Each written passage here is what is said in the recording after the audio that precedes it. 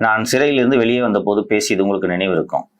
யாரோ ஒருத்தர் பிரசாத்தா யாருன்னு தெரியல, லியோன்னு தெரியல, கேள்வி எழுப்பினாங்க. தாவேகா ஆட்சியில் பத்திரிகை சுதந்திரம் இருக்கும் என்று நீங்கள் நம்புகிறீர்களா என்று.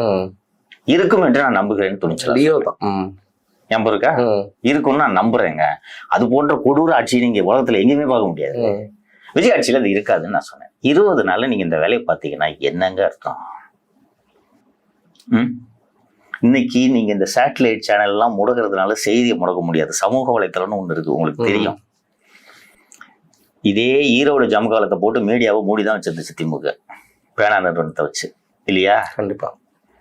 யூடியூப் சேனல்ல பார்த்துட்டு ஜனங்க குளத்தூர்லயே அவரை முடிச்சுட்டாங்க. நடந்துச்சா? ஆட்சியை தவற விட்டார்களா இல்லையா?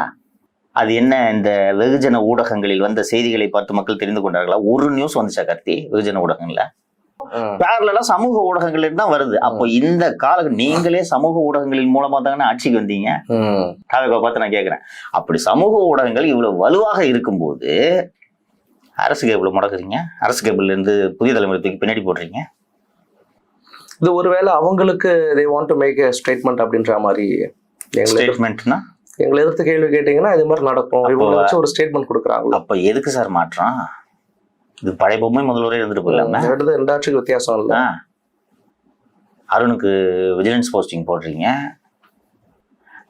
கேபிள்ல அரசு கேபிள்ல செய்தி சேனல்ல தூக்கி பின்னாடி போடுறீங்கன்னா என்ன வேறுபாடு?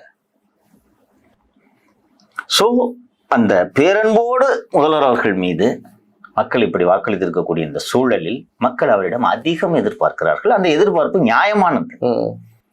யாருன்னு வேட்பாளர் பேரே தெரியாம நேரம் போய் விசிலுக்கு ஊத்திட்டு வந்திருக்காங்க, எங்களுக்கு நல்லா பண்ணணும் அப்படின்னு சொல்லும்போது திருப்பி நீங்க இதை பண்றாங்கன்ற போது மக்கள் ஏமாற்றம் அடைவார்.